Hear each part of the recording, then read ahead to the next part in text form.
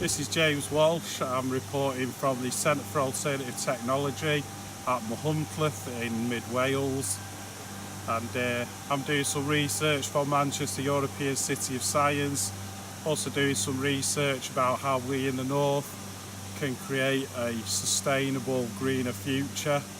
And the Centre for Alternative Technology, it's been happening here since 1974. It's a converted slate quarry, and basically it's full of exhibitions on how we can live a greener lifestyle, and we're going to be following the trail on how we can create a zero carbon Britain. One of the main focuses of the Centre for Alternative Technology is transferring Britain to zero carbon, and the scientists, the people at the Centre for Alternative Technology have constructed a way that our fine country of Great Britain can transfer to zero carbon. And what they've got a trail that you can go on. So we are going to go on the trail and find out how we can transfer to a zero carbon Britain.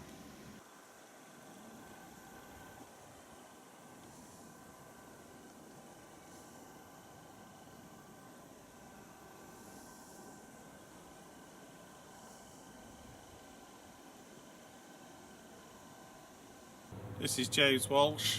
I'm here at the Centre for Alternative Technology near Machynlleth in Wales, and I'm doing some research for the concept of the Northern Greenhouse. The Northern Greenhouse is an alternative vision to the north, to the current Northern Powerhouse vision that's been set out by the recently sacked George Osborne. We're basically saying let's look at the north of England like a greenhouse. We've got to look at the greenhouse gases. It's and climate change. Scientists are saying that it's the biggest threat to the planet. So us in the north of England, especially with our industrial heritage, we need to be leaders in transferring to zero carbon. And at the Centre for Alternative Technology, they've produced a couple of reports on how we can transfer the whole country to zero carbon. So let's go and have a look.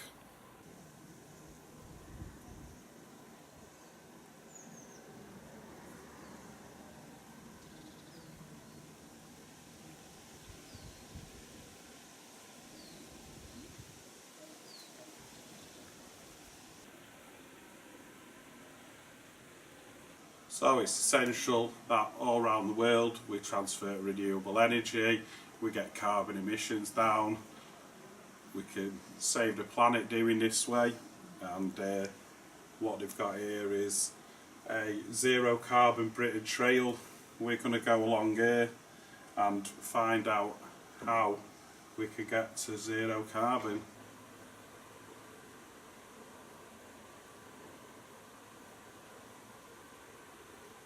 We're going to be finding out how we can make the big switch to zero carbon, all the steps we need to go along the way to reach zero carbon Britain. So the first step on the road to zero carbon Britain, perhaps the first step on the road to building a northern greenhouse, is sustainable housing.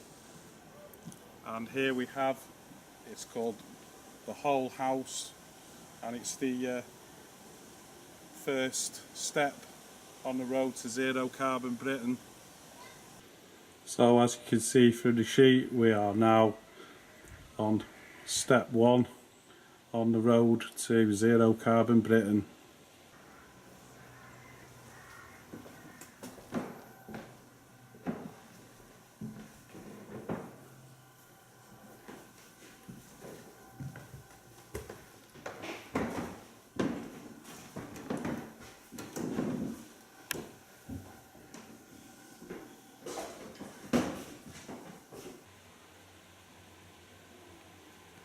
So in this exhibition called The Whole Home, about energy efficient buildings, there's a water collection unit.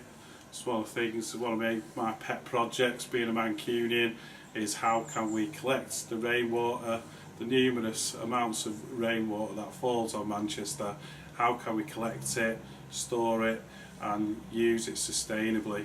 So here we've got some more points on the road to zero carbon Britain, things we can do to become more energy efficient, live more sustainable lifestyles. This one's energy efficient appliances.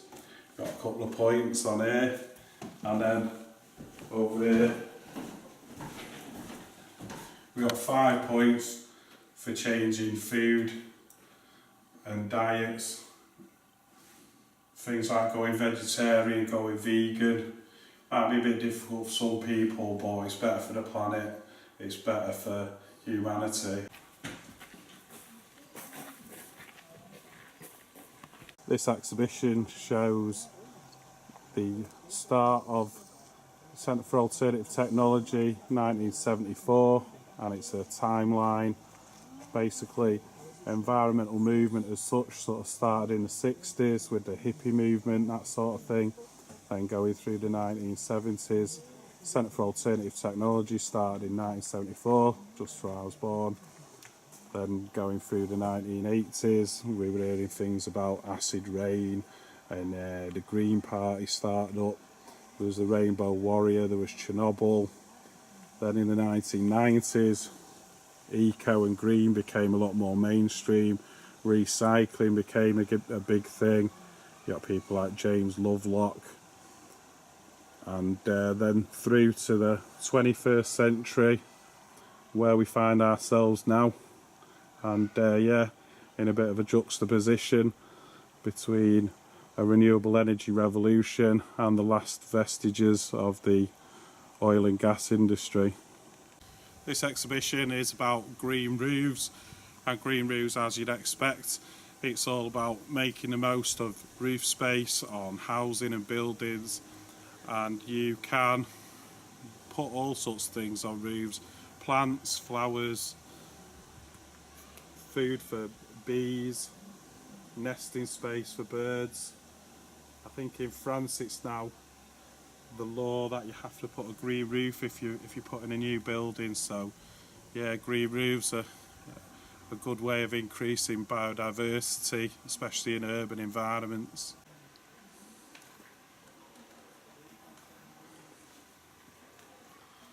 So we've got some more points here on the way to building the Northern Greenhouse, to building zero carbon Britain, less flying, electric vehicles such as Tesla, and cycling, walking and public transport. We can improve public transport, do more cycling, do more walking, and let's get them Teslas on the market. So the next step on building the Northern Greenhouse, getting ourselves to zero carbon Britain, is very popular one: solar panels. A lot of people are getting into them, putting them on the roofs, creating their own energy, and yeah, it's just been announced that California's powered 6 million homes using solar energy, so it's definitely a part of the solution.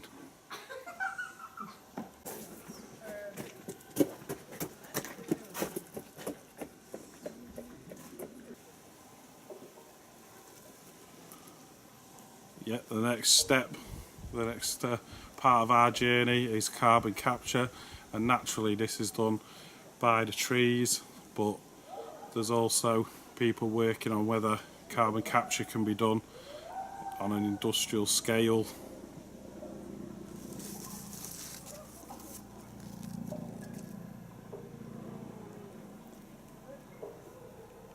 The next one on our journey is using natural low carbon materials such as wood and hemp, and yeah, as the reality party says, hemp's the future.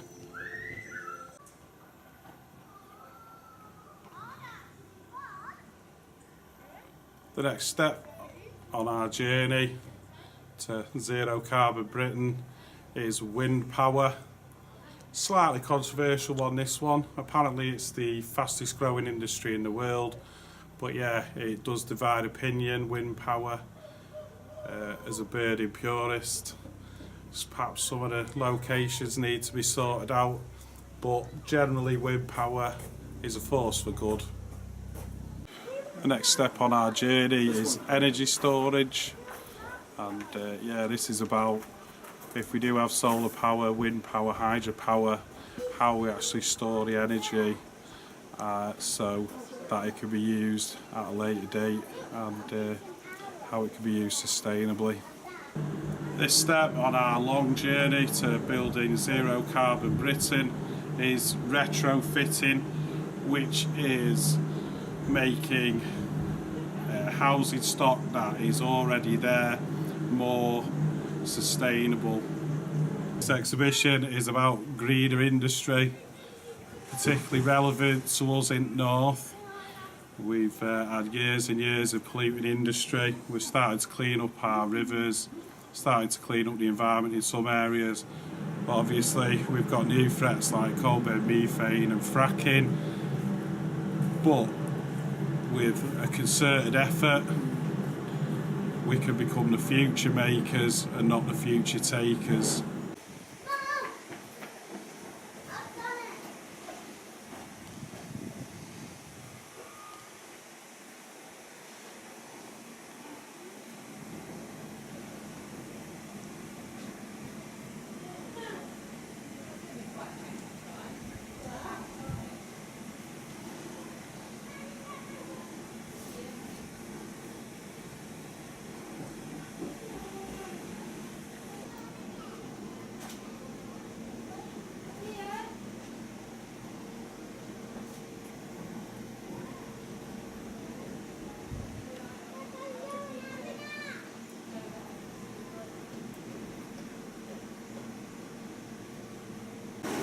The next step is hydropower, and in Greater Manchester we've got a great example of this in Stockport.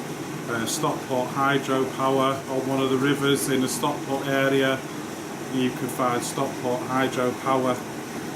We're also talking here about micro hydropower. It's about harnessing the energy from rivers. Obviously with tidal lagoons, tidal energy, you're talking about estuaries, things like Morecambe Bay, the Severn estuary. So what you've got to be very careful of is the huge numbers of birds that are there mainly in the winter. So we're almost there on our journey, and this exhibition is solar thermal and geothermal.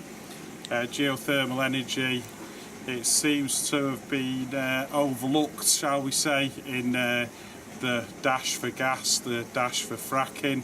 That's currently seems to be happening in some shape or form by the current government.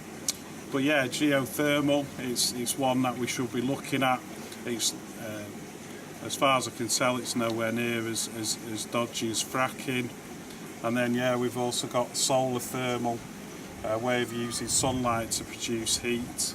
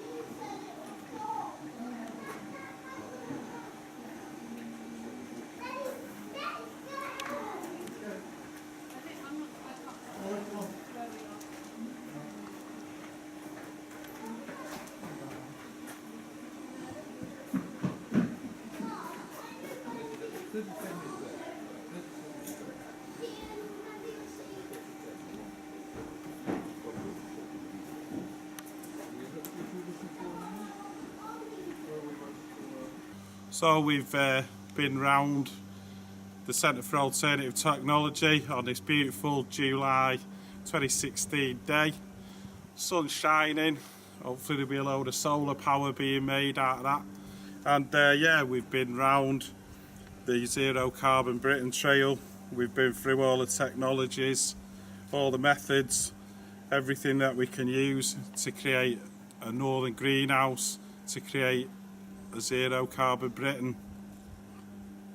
So here at the Centre for Alternative Technology in Wales, they've been looking at all kinds of aspects of our daily lives and how we can improve them, how we can go greener, how we can be a bit more in tune with the environment. They've been at it for around about 40 odd years and doing things like this. This is a self-build house, an eco house, and yeah, I'd say the north of England, we need something like the Centre for Alternative Technology, the Eden project. There's a growing demand for eco projects like this, eco-tourism, so yeah, let's get on with it. So yeah, in the north of England we had the Industrial Revolution, and one of the parts of that industrial heritage was Salford Docks, where we used to import and export goods all around the world. But obviously pollution and that sort of thing were not really known of in those days. Obviously we know a lot more about the climate, about the science, about the environment, and yeah, could it be possible build a northern greenhouse and build the things we need for a renewable future and export them around the world? I'd say there's a good chance we can do that. So in the north of England, although there is high levels of unemployment, lack of investment, we do have a skilled workforce, and yeah, we could be making the types of renewable energy that need to be distributed around the world to combat climate change. Climate change, it's a global issue, and we all need to be working together around the world to create a better planet.